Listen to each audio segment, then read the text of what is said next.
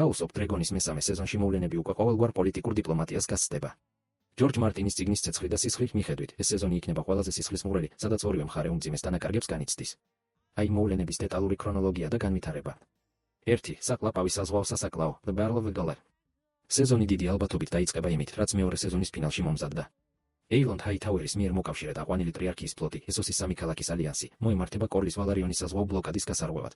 ტრაგედია შავებისთვის, ამავე დროს რეინირას უმცროსი შვილები, ჯეგერის და ვისერისი, გემით მიემგზავრებიან პენტოსში, რათა უსაფრთხოდ იყვნენ.